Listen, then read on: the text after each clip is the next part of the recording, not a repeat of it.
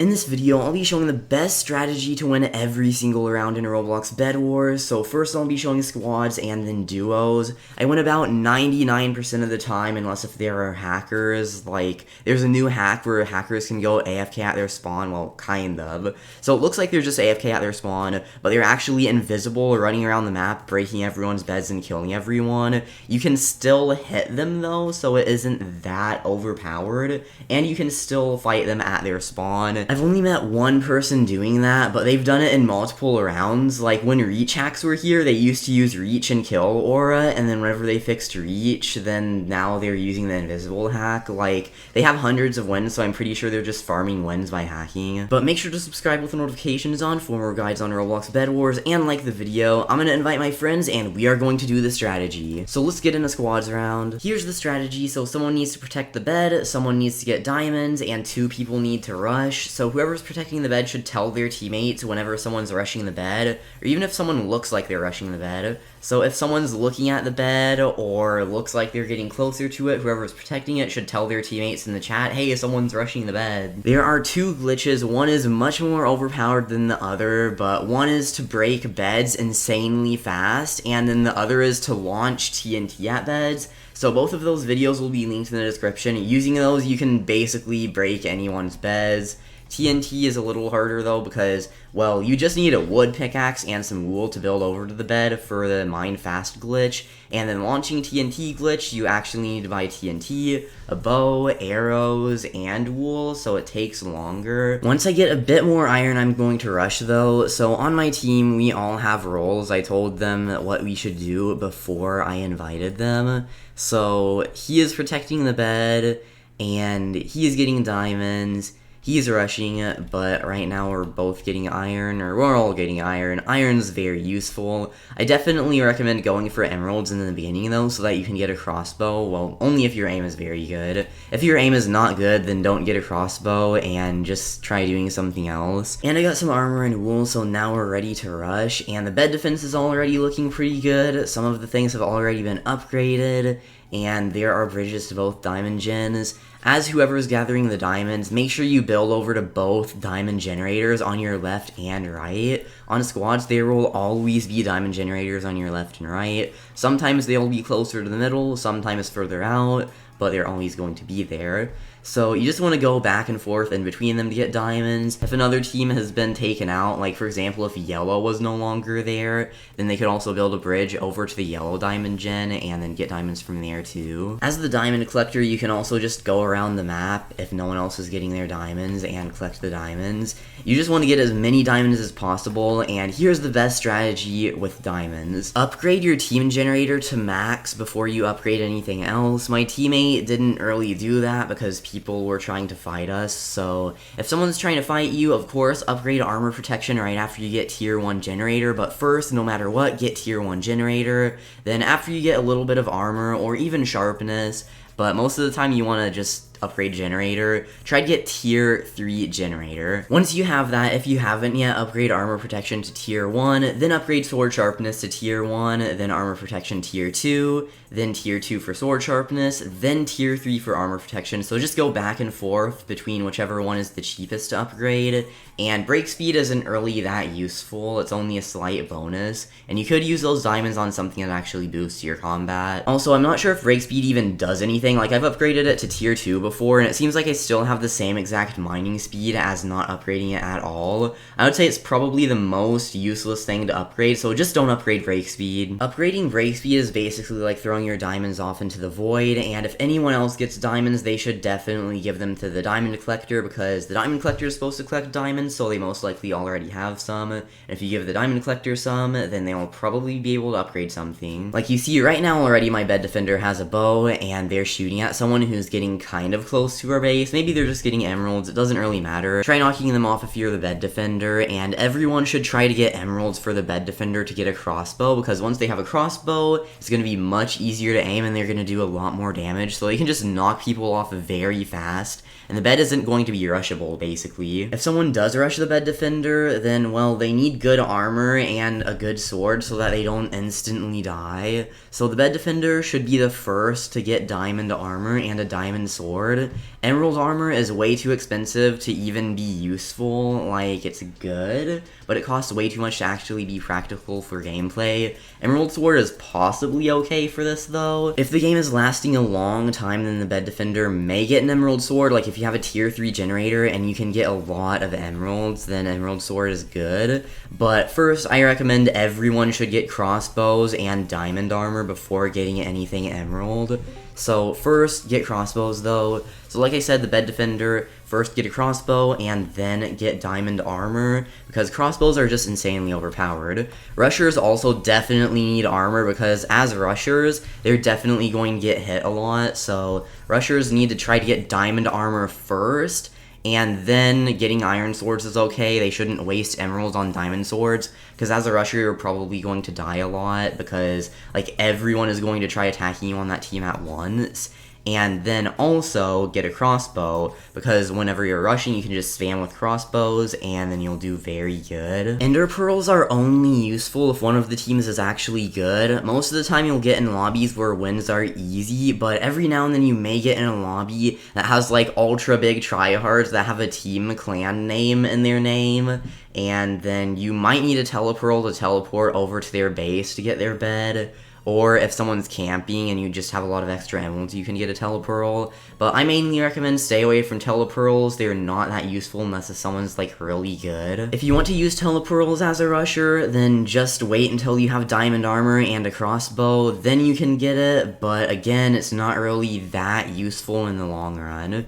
So I'm going to get an iron sword, some arrows for my bow, and then also a good strategy for everyone. If you're about to do something, like go out for more diamonds or do anything at all that is even slightly risky, drop everything you have that's valuable in the corner. So, like, if you have emeralds or diamonds, put them in the corner. Everything else isn't really that useful. Maybe if you have telepearls and want to save them for later, but just put extra stuff that's good you have in the corner so that you don't end up losing it. Another good strategy you can build with auto clickers, I also did a video on how to do that. Someone is currently in our base. I don't know where my bed defender is or what he's doing, but I'm going to kill the person inside of our base. And there we go, they died. And wait, I think my bed defender actually left the game. The guy I killed had 3 emeralds and 5 diamonds, so if you ever kill someone and get a whole bunch of stuff and you're fighting people, then you should just upgrade armor or sharpness if you can. If not, try to make it back to your base to put the diamonds or emeralds there or whatever you have if you have a lot. So I'm just going to put these here, or actually, I have almost 20 emeralds. If we go back to the spawn, I have 21 because it's a tier 3 gen, and I'm just going to keep putting the diamonds in the corner because I can't really upgrade anything with them. So we can afford an emerald sword, but we can also get diamond armor, which is much better, so I'm going to get diamond armor, and then put these emeralds in the corner. Now we're going to be able to rush the last team, which is green, and they still have their bed. And now they don't have their bed anymore, so I recommend upgrading your pickaxe if they have good defenses. Like, in the very beginning, wood pickaxe is okay, but eventually you may need to get better pickaxes to mine faster, because it does take kind of a long time to mine stone. But with the diamond pickaxe, you can mine the stone like it's literally just wool, and then you may need an axe if they have wood defense, because with an axe, well, you can mine wood much faster.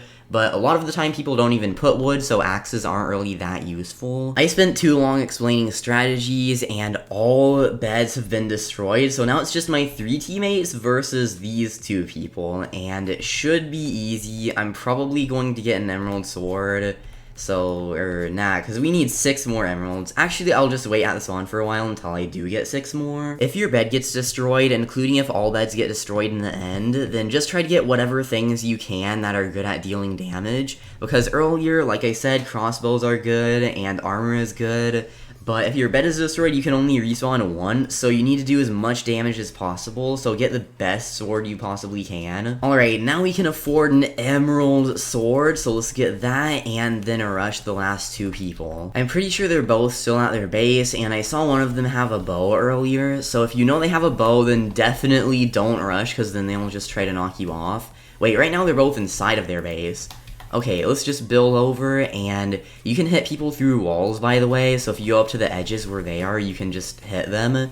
And also I'm gonna build, like, right here, so that they don't try to, like, knock me off of the map. So there's a small entrance in their base, and we need to mine inside of it. Or actually, Yeah, there we go. He has a diamond pickaxe, so he can just mine in here. And I have a crossbow, so I can just shoot them from this small hole in the wall. And they can't really counter that. Uh-oh, they also have a bow. Okay, maybe I don't want to do that because they're just gonna keep shooting me, and that is not gonna work out too well. And there we go, now I can rush in with my emerald sword, and it looks like one of them also has an emerald sword. Okay, maybe that wasn't such a good idea.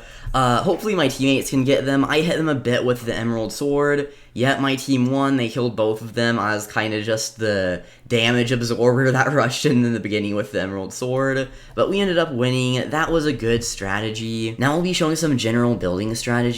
So building with an auto clicker is extremely overpowered and fast. I did a video on how to auto click, so if you want to see how to do that, then it will be linked in the description. But you can basically instantly build a bridge. And so here are some strategies. If someone is attacking you, then you can either just build yourself up, and then they will have to either build up, which a lot of people at their spawn don't really get mats because they're just protecting the bed. So you'll be safe up here. Or you can build up behind you so that they can't really jump over that, and then they're going to stop chasing you if someone's like running after you on a bridge. So I'll show an example with the yellow team. It looks like they're trying to protect their bed, but only one of them's actually at their bed, and so I think he's trying to fight me, so I'm just going to build up like this. And if you're rushing someone's bed, it's very good to build up because then they can't get you, unless if they have a bow, which I don't know. Uh-oh, they have a bow in the very beginning. That didn't work out too well. Now I know that they have a bow, so I can also get a bow and then just spam them with it. So this would be a good time to farm for a crossbow. No matter what you're doing for your team, make sure you always have at least a little bit of wool in your inventory. So as rushers, you want to always have around 100. Like in the very beginning of the game, if you don't, that's okay. But later in the game around when you have iron armor, make sure you always have wool.